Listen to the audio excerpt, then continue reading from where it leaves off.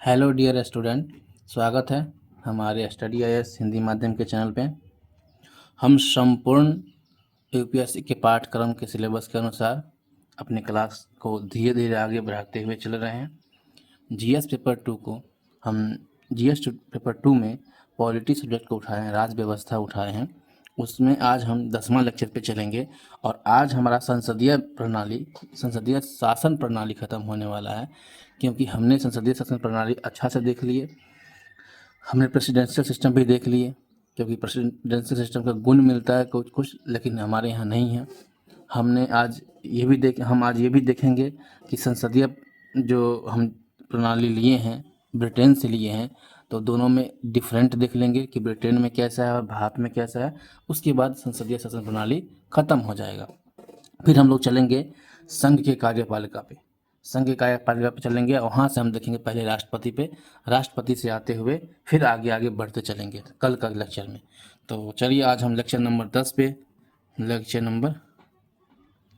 10 है और इसमें हम देखेंगे, क्योंकि कल जो हम लोग देख लिए थे, हम लोग ये देखे थे कि अपने संविधान यानी कि भारत के संविधान में ऐसा कहीं नहीं लिखा हुआ है कि संसदीय प्रणाली भारत में है, लेकिन उनके प्रावधान जो दिया हुआ वर्णन जो किया गया है, उससे हम ऐसा सोचते हैं कि हमारे यहाँ भी भारत में संसदीय प्रणाली है।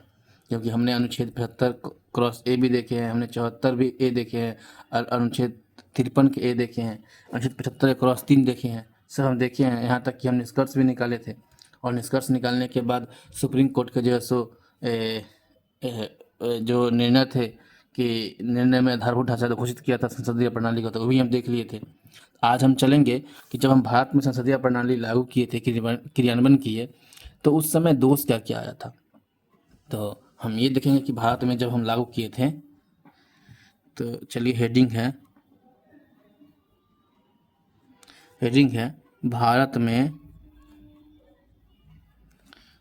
संसदीय, एक सेकंड दोस्त, टाइम आराम करता है। भारत में संसदीय प्रणाली के क्रियान्वयन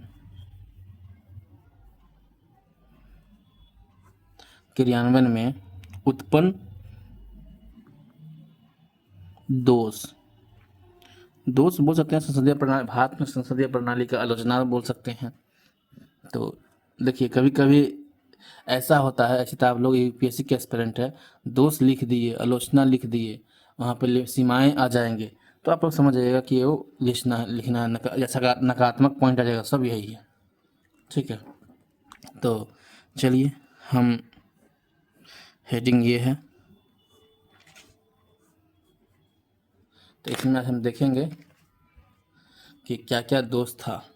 अनुमान लगाइए, अनुमान क्या आप लोग सोचिए, क्योंकि हम लोग इतना संसदीय प्रणाली पढ़ रहे हैं इतना दिन से, तो आप बताइए कुछ कि मतलब क्या क्या दोष हो सकता है क्रियान्वयन में, बताइए। तो सबसे पहले हम लिखेंगे पॉइंट वाइज, क्या लिखें, सीधे ऐसे लिखते हैं। देखिए, दोस्त अगर हम बोलेंगे तो क्या हो जाएगा, राजनीतिक प्रणाली, जो राजनीतिक है, जो राजनेता है, कहीं ना कहीं उनका नैतिकता का पतन हो रहा।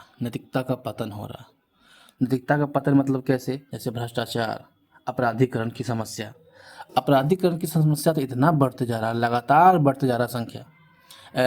लगभग ऐसा लगता है, क्योंकि एक बोहरा रिपोर्ट पढ़िएगा, बोहरा रिपोर्ट 1993 में ऐसा बताया गया है कि संसद में जितने भी सांसद जाते हैं, लगभग मुझे लगता है कि 50% से ऊपर पे सब पे केस कुछ न कुछ केस है। तो किसी पे मर्डर हत्या हो सकता है, किसी पे मरवाने की साजिश हो सकता है, किसी पे रेप की हत्या हो सकता है, बहुत तरह की जो हत्या मतलब केस चल रहे हैं, जमीनी विवाद की क्या नहीं। तो देखा जाए तो क्या है, नैतिक पतन। तो इसमें लिख सकते हैं हम लोग, पहला,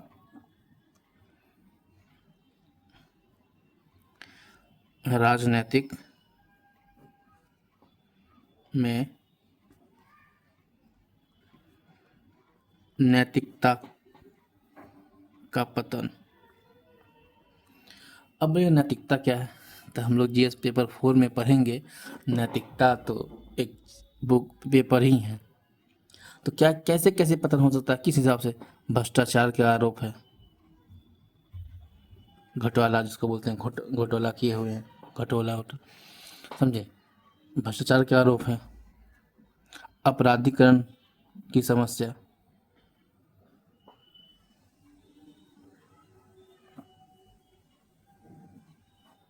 अपराधीकरण की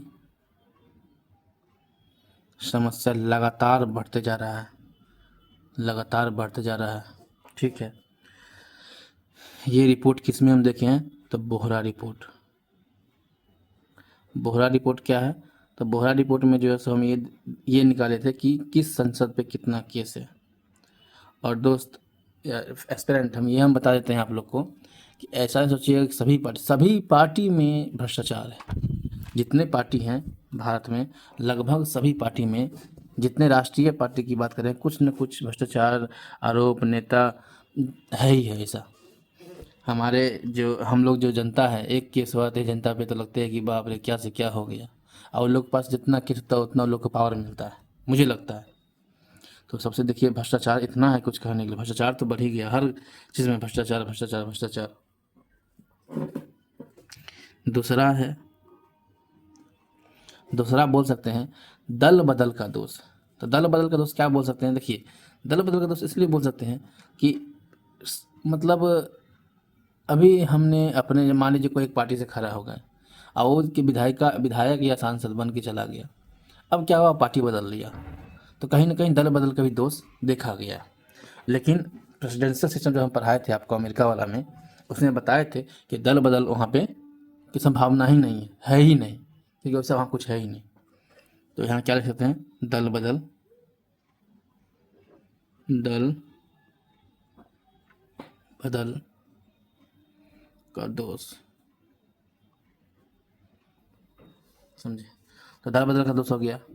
अब अगर हम एक दो हो गया, तीसरा नंबर हम यहीं पे लिख लेते हैं दोस्तों कि स्पेस बहुत बचेगा हमको।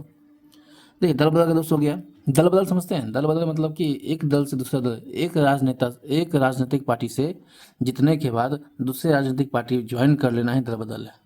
एक सिंपल भाषा में समझा रहे तो, क्योंकि जीएस पेपर 2 में दल बदल एक यूनिट है, हम पढ़ेंगे आगे चलेंगे तो यूनिट कहीं कुछ पार्ट है तो हम पढ़ेंगे आगे। बाकी अभी चलिए देखते हैं। तीसरा में क्या होता है? देखिए, कहीं न कहीं निर्वाचन संबंधी कमजोरियां भी देखने को मिलता है। निर्वाचन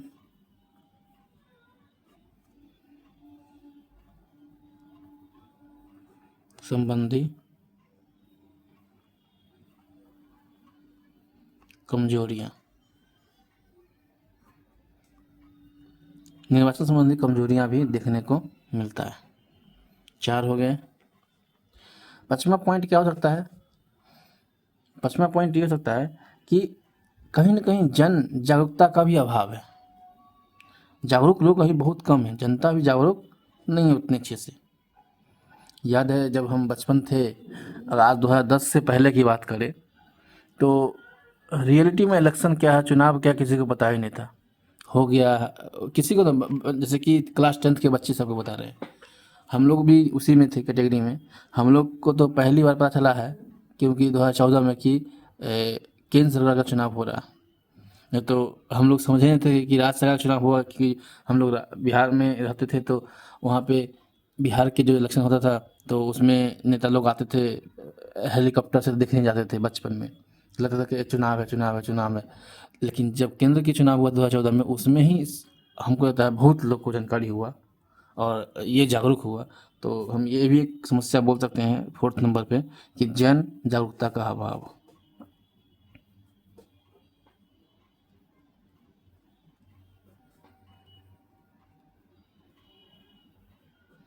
जन जागरूकता का अभाव।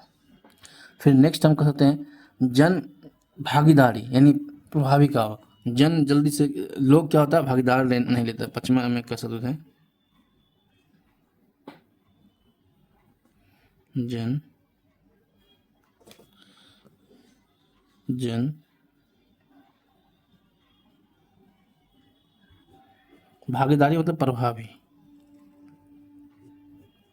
प्रभावी का अभाव।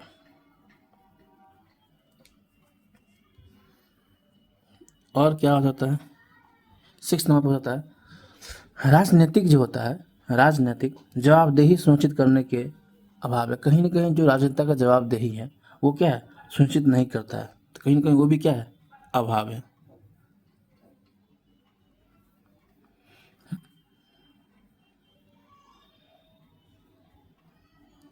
जवाबदेही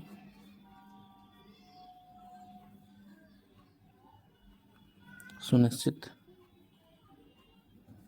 करने का अभाव। तो ये हो गया हमारा इतने पॉइंट, 6 पॉइंट है जो कि कहीं ना कहीं क्या है, हमारे यहाँ का संसदीय प्रणाली में लागू कर रहे हैं। अभी जो दोष देखा गया, ये वर्तमान का दोष है, अभी सब कॉम इसमें ले लिए। तो आप लोग से अगर पूछा जाएगा तो आप बता सकते हैं, इतना बता दीजिएगा। देखिए ये 3 लाइनें समझिएगा, क्योंकि मेरा जो है सो हॉरिजेंटल में पेपर रखा हुआ है, आप लोग का वर्टिकल होगा तो वर्टिकल में 6 लाइन 7 लाइन हो जाएगा, तो बहुत है, क्योंकि जितने लाइन है उतने लाइन पुर जाएगा, 7-8 लाइन पुर जाएगा। तो मेरा तो हर वीडियो बनाने के लिए हम इसको वर्टिकल कर दिए हैं।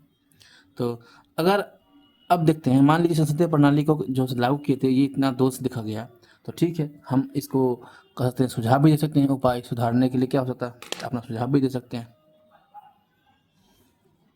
तो हेडिंग चेंज करते हैं, लिखते हैं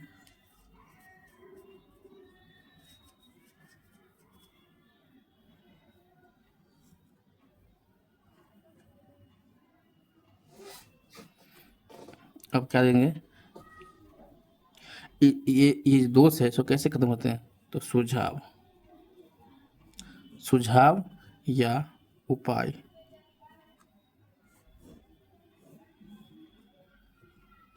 सुझाव या उपाय। भ्रष्टाचारी अपराधीकरण की समस्या, बोहरा रिपोर्ट, जागरूकता का अभाव, भागीदारी प्रभावी, राजनीतिक जवाबदेही सुनिश्चित करना।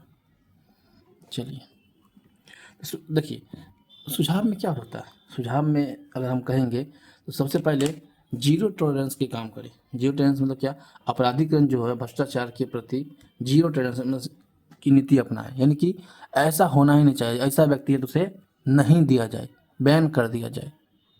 ऐसा तो नहीं है कि हमारे देश में जो है सो 140 करोड़ की आबादी में मात्र 140 पर सब पे केस है, तो वो लोग को राजनीतिक सुनिश्चित किया जाए, वो लोग को राजनेता बनाया जाए जिसपे भ्रष्टाचार का आरोप ना हो, अपराधीकरण का आरोप ना हो, वैसे लोग को क्या किया जाए, लेके आया जाए राजनीतिक में, समझे। वैसे नरेंद्र मोदी जी बोले भी हैं, अभी जो इस बार के जो 15 अगस्त में भाषण दिए थे उसमें हाल फिलहाल में क्या बताए थे कि हम 2 लाख ऐसे लोगों को राजनीतिक में लाना चाहते हैं जिनके जन्म से या उनके बैकग्राउंड में कोई नेता ना हो से घर से, ऐसे व्यक्ति को लाना चाहते हैं। तो कहीं ना कहीं यहाँ पे अगर देखिएगा दोस्त में ये भी होता है कि अपने मतलब वंशावली के अनुसार चल रहा है एकदम, मेरा दादाजी है तो हम पिताजी बनेंगे, पिताजी का बेटा बनेंगे, एक तरह से उस तरह से ही नेता लोग बनते जा रहा है। तो इस तरह के एक नियम लाने के लिए ऐसा जागरूक बढ़ा रहे हैं ताकि वो लोग सामने आएंगे जो राजनीतिक में उसके खानदान में कोई नहीं है, उसके बैकग्राउंड में कोई नहीं है, तो वो लोग आके अपना कम से कम उसमें क्या हो जाएगा, अपराधीकरण का भी कहीं ना कहीं समस्या कम होगी। चलिए तो इसमें पहला पॉइंट है सुझाव में,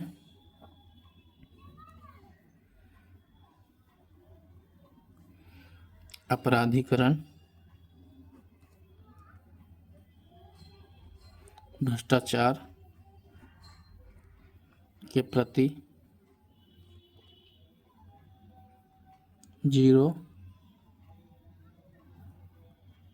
टॉलरेंस की नीति अपनाना। मतलब जीरो टॉलरेंस क्या होता है ना कि एकदम किसी पे भी कोई केस ना हो, कर सकते हैं, समस्याएं खत्म। अब देखिए एक है यहाँ पे नैतिक पतन, तो नैतिक पतन के लिए क्या कर सकते हैं, नैतिकता अगर नहीं है तो इसका करने के लिए क्या करेगा, राजनीतिक में जो है सो नैतिकता का विकास करना चाहिए। दूसरा क्या होता है, राजनीति में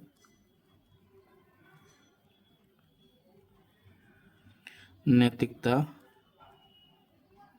का विकास करना। कैसे विकास कर सकते हैं, कैसे विकास कर सकते हैं? तो इनके लिए कुछ संहिता बनाते हैं। तो ऐसा बनाइए, नैतिक संहिता कुछ करके, नैतिक संहिता, आचरण संहिता,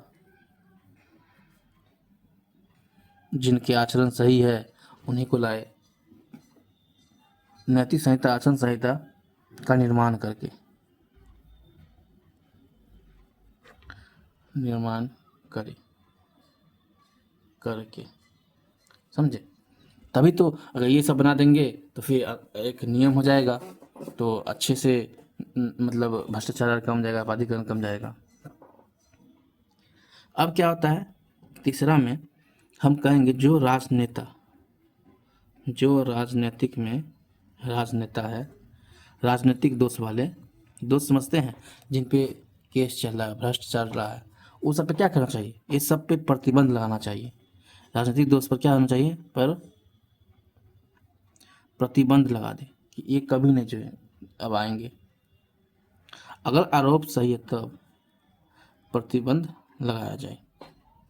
ऐसे भी तो हमारे भारत के ऐसे कानून हैं जो कि एक बार केस हो गया तो लगता है चलते रहेगा चलते रहेगा, जल्दी निर्णय नहीं आता है। वैसे तो अभी न्यू कानून जो लागू हुआ है, क्रिमिनल कानून 1 जुलाई से, उसमें तो ऐसा प्रावधान किया गया कि जल्दी से जल्दी सॉर्ट आउट करे। लेकिन मुझे लगता है कि और सुधार होना चाहिए कानून में। इसलिए जो राजनीतिक दोष है, जितने जितने नेता पे दोष सिद्ध हो गया है, उन्हें पूर्णतः बैन कर दिया जाए कि आप राजनीतिक से नहीं आ सकते हैं, एक करियर खत्म। जिस हिसाब से आप देख रहे होंगे कि जनता लोग अगर जिन पे क्रिमिनल कानून का दोष आ गया, वो सरकारी नौकरी के लिए वैलिड नहीं है, उससे कभी नहीं हो सकता है। कौन सरकारी, फोर्स लाइन, डिफेंस लाइन की बात कर रहे हैं।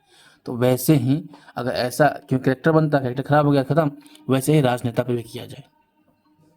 अब कहेंगे कि किया जाए मतलब क्या, 5 साल का है, तो ऐसा नहीं। अब जैसे कि हमारे यहाँ क्या होते हैं, विद्यार्थी पर अगर 5 दिन का भी मतलब सजा आ गया ना, तो उसका कैरेक्टर खत्म हो गया। वैसे ही जो है सो राजनेता को भी किया जाए, तब हमारा और अच्छे बनेंगे देश।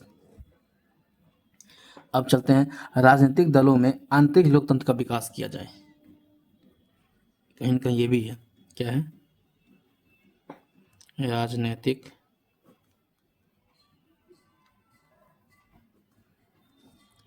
राजनीतिक दलों में आंतरिक लोकतंत्र का विकास हो। ठीक है, यहाँ पे कैसे हो सकता है, यहाँ पे आंतरिक लोकतंत्र का विकास कैसे? देखिए, जब हम नेता बनते हैं, राजनेता बनते हैं, एक किसी पार्टी का चुनाव होता है, मतलब किसी पार्टी से गया, वहाँ पे नेता बन के, सांसद विधायक बन के गए।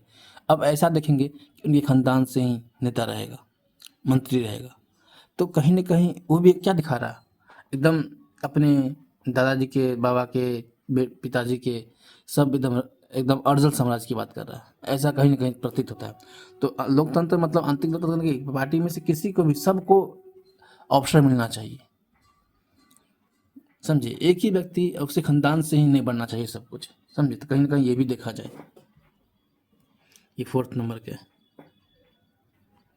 5 में क्या हो जाएगा, 5वां नंबर पे, कहीं ना कहीं प्रभावी जन भागीदार का विकास किया जाए, क्योंकि यहाँ पे था ना प्रभावी जन भागीदार, तो क्या है, प्रभावी जन भागीदारी का विकास किया जाए। जवाबदेही के लिए कानून निर्मित किया जाए। जिसको जो जवाब देना है होता है, जिसके लिए होता है वो कोई करता ही नहीं है, तो ऐसा कानून निर्मित किया जाए इनके लिए, ताकि वो जवाबदेही अच्छे से सुनिश्चित किया जाए।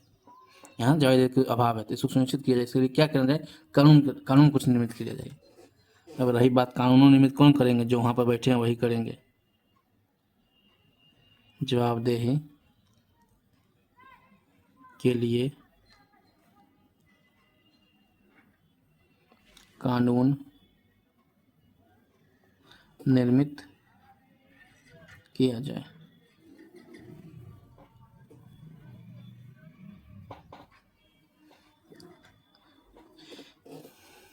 फिर नेक्स्ट कहीं कहीं क्या है, यहाँ था ना निर्वाचन संबंधी, हाँ, तो इसको भी सुधार किया जाए।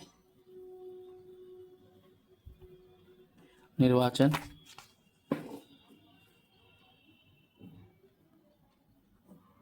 संबंधी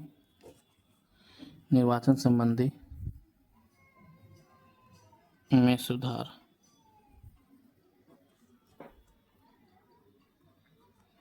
किया जाए। अब जो है सो एक लास्ट है, तो लास्ट भी हम लिख ही देते हैं। तो लास्ट सबसे अच्छा कहाँ लिखते हैं, यहाँ पे लिखते हैं ताकि पूरा भर जाएगा। 8 नंबर यहाँ पे लिखते हैं। इसमें क्या है, राजनीतिक सुधार।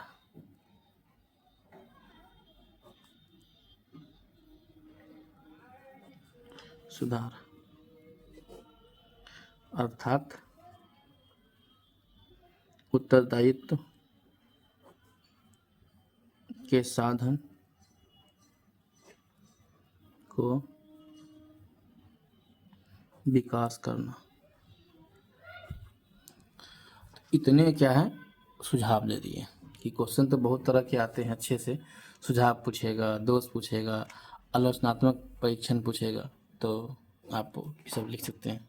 चलिए, और आपके भी अनुसार से कुछ लगेगा तो वो भी आप लिखिएगा। बाकी हम आज ये टॉपिक तो हम किए हैं, अब थोड़ा सा आगे बढ़ते हैं। अब ये देखेंगे कि 2 जगह क्या क्या है संसदीय प्रणाली है, कहाँ कहाँ है। भारत में संसदीय प्रणाली है और ब्रिटेन में संसदीय प्रणाली है। तो जननी कौन है, ब्रिटेने है, यानी कि इसको उत्पन्न किसने किया था, ब्रिटेन ने ही किया था। भारत ने उनसे लिया है, लेकिन उनसे लिया है मतलब कि कॉपी पेस्ट नहीं किया है, वो वहाँ से तो लिया है, लेकिन अपने अनुसार, अपने भारत के अनुसार उसको ढालकर यहाँ पे मतलब ऐड किया है। तो देखते हैं दोनों में अंतर क्या क्या है। तो हेडिंग चेंज लिखते हैं, भारत में संसदीय प्रणाली एवं ब्रिटेन में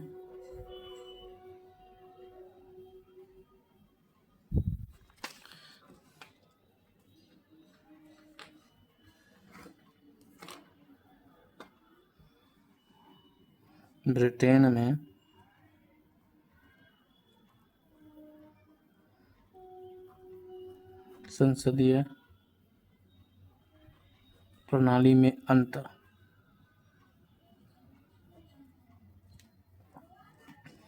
यहाँ पे हम 2 अंतर देखेंगे दोनों में। हेडिंग यहाँ पे लिख रहे हैं, ये है भारत में संसदीय प्रणाली, ये ब्रिटेन में संसदीय प्रणाली।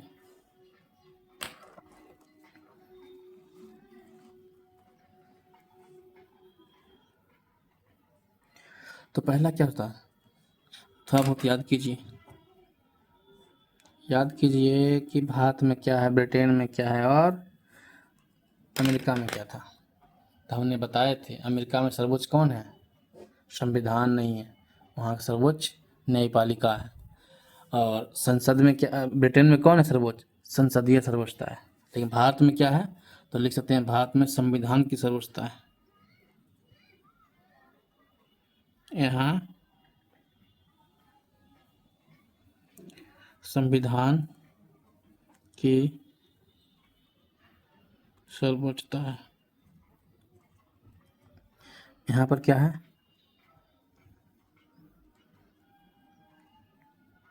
यहाँ संसदीय सर्वोच्चता है। ये तो आपको पहले दिन से ही बताते आ रहे हैं। दूसरा क्या होता है, भारत में जैसे लिखित संविधान है, यहाँ पर लिखित संविधान है, लेकिन यहाँ पर क्या है, अलिखित संविधान है।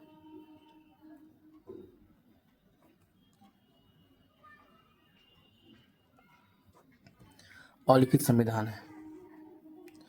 यहाँ क्या हो जाएगा, संघीय प्रणाली है।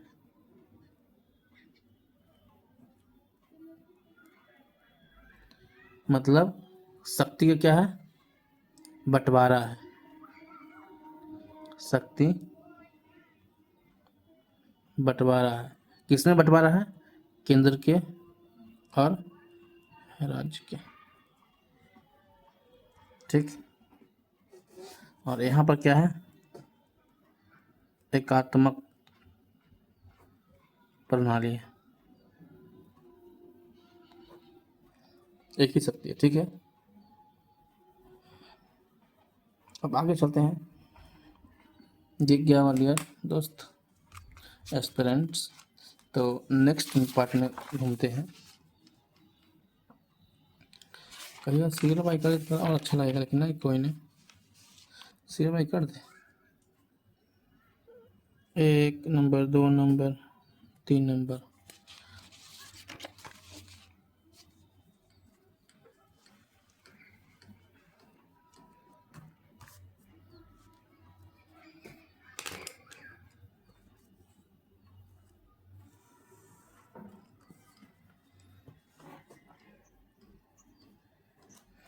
भारत में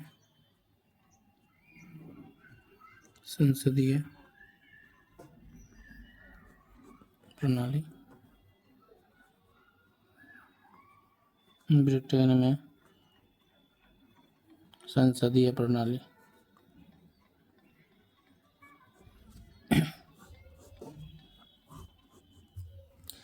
तो यहाँ पे फिर क्या है, देखिए भारत में जो है सो कितना नंबर हो जाएगा ये, 1 2 3 चौथा नंबर पे हो जाएगा शायद। हाँ, यहाँ पर क्या है, यहाँ गणतंत्र है। गणतंत्र है। गणतंत्र मतलब क्या, यहाँ पर जो सर्वोच्च, जो सबसे ऊंचा पद है, पहला व्यक्ति जो राष्ट्रपति के है, वो क्या है, वंशावली नहीं है। ठीक। यहाँ पे क्या होता है, उनका भी इलेक्शन होता है अप्रत्यक्ष रूप से। तो यहाँ क्या हुआ, गणतंत्र हो गया। लेकिन यहाँ क्या है, यहाँ राजतंत्र है। एक राजा से ही बनते आ रहा ताज, इसलिए यहाँ राजतंत्र है। नेक्स्ट, यहाँ प्रधानमंत्री और मंत्री संसद के किसी भी सदन के सदस्य हो सकता है। तो क्या कहते हैं, यहाँ प्रधानमंत्री और मंत्री संसद के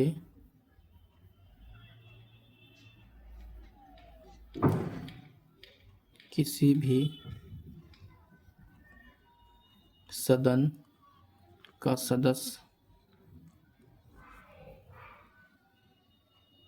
होता है। संसद मतलब याद रखिएगा, संसद में लोकसभा और राज्यसभा 2 है, क्योंकि वैसे ही विधानमंडल में भी जैसे विधान परिषद और विधानमंडल में क्या क्या है, विधान परिषद एक अलग है और विधानसभा अलग है, 2 है।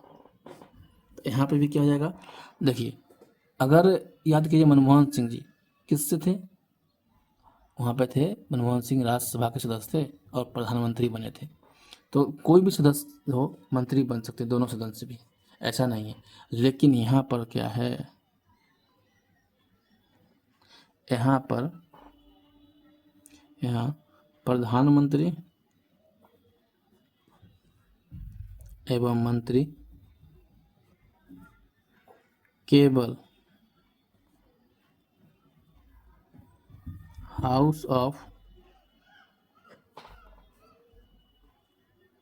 कॉमन्स, जिसको बोलते हैं निम्न सदन। अपने यहाँ निम्न सदन किसको बोलते हैं? लोकसभा को।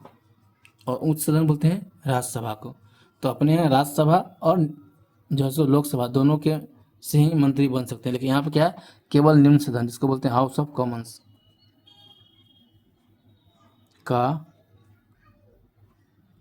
सदस्य हो सकता है। समझे? अब यहाँ पर क्या है, भारत में क्या है, यहाँ पे कोई भी नागरिक बिना संसद के सदस्य लिए 6 महीने तक मंत्री या प्रधानमंत्री बन सकता है।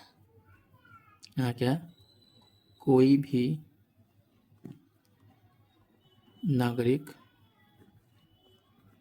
बिना संसद सदस्य बने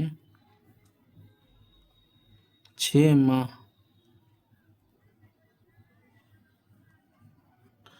माह तक मंत्री या प्रधानमंत्री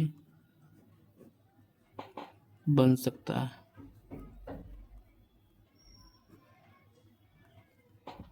यानी कि हम एग्जांपल लेते हैं, हम अगर चाहेंगे, ऐसा तो भगवान हो नहीं, अगर हम चाहेंगे तो अगर नेता लोग को मंजूर है कि हम प्रधानमंत्री बन जाए तो हमें 6 महीने तक बना सकता है, लेकिन 6 महीने के बाद आपको संसद के किसी भी सदन का सदस्य लेना पड़ेगा।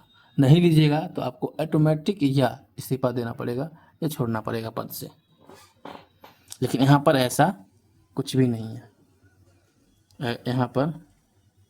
यहाँ ऐसा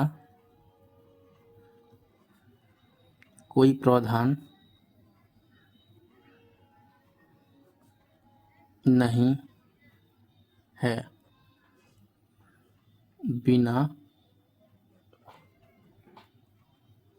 बिना सदस्य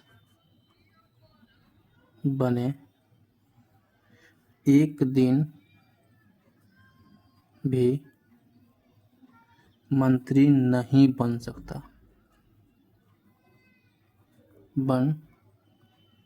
सकते हैं। समझे? यहाँ पर आपको सदस्य लेना ही पड़ेगा। नेक्स्ट 7 नंबर पे जो हो जाएगा, क्या हो जाएगा? देखिए, न्यायपालिका अधिक स्वतंत्र है और अधिक समन्वय है, यानी कि मिल के रहता है। मिल के क्या, प्रकाश नहीं, सबके साथ सबका निर्णय देते हैं। तो न्यायपालिका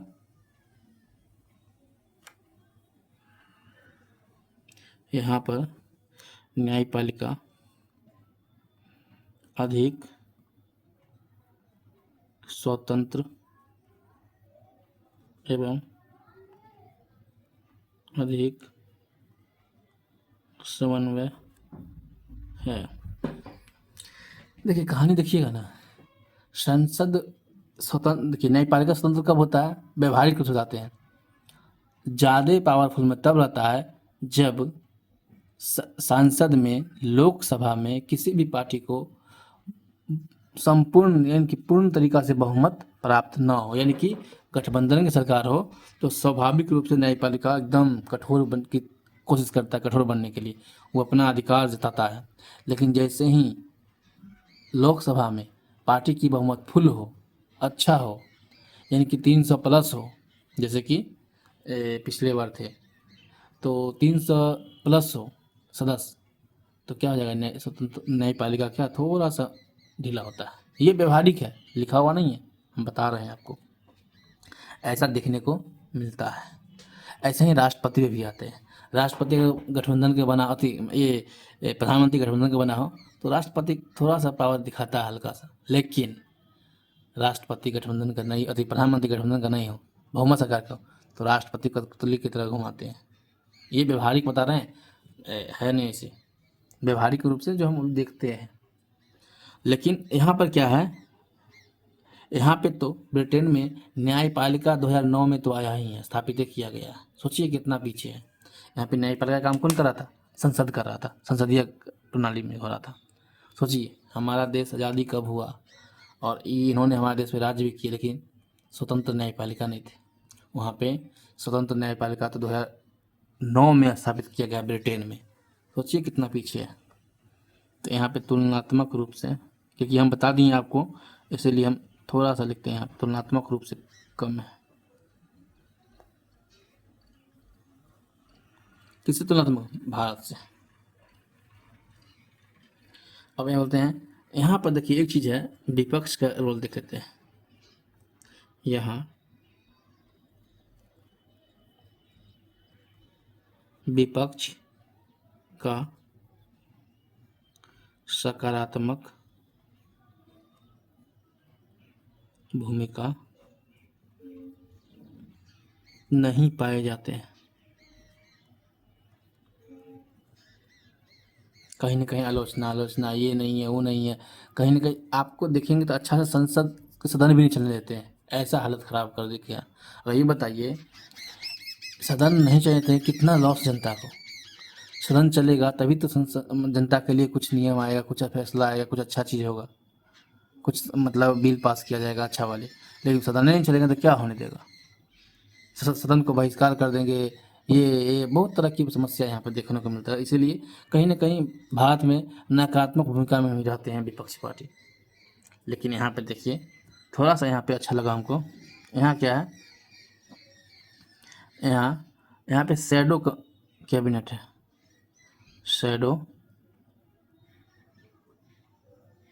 कैबिनेट, या बोल सकते हैं इसको छाया मंत्रिमंडल। छाया मंत्रिमंडल क्यों, समझ में आ गया होगा। एक मंत्रिमंडल होता है जो कि ओरिजिनल है, उसका कॉपी यानी कि विपक्ष पार्टी। छाया मंत्रिमंडल की भूमिका होती है। ये कौन करते हैं? ये विपक्ष वाले करते हैं। विपक्ष के सकारात्मक भूमिका होता है, और ये सकारात्मक भूमिका कह सकते हैं विपक्ष के उत्तरदायी है, उन्हें करना ही है। समझे? तो ये हो गया हमारा आज का क्लास। हम पढ़े हैं कि हमारे यहाँ संसदीय प्रणाली को लागू करने में और क्रियान्वयन करने में जो दोष उत्पन्न हुए थे वो बताए हैं आपको। उसमें क्या क्या सुझाव दे सकते हैं, उपाय दे सकते हैं, तो अपना सुझाव उपाय बता दिए हैं। तो फ्यूचर उपाय बता सकते हैं आप कभी कभी। और इसमें हम ये देखे हैं कि भारत की संसदीय प्रणाली और ब्रिटेन की संसदीय प्रणाली में क्या डिफरेंट है, क्या अंतर है, वो हम देखे हैं आज के टॉपिक में।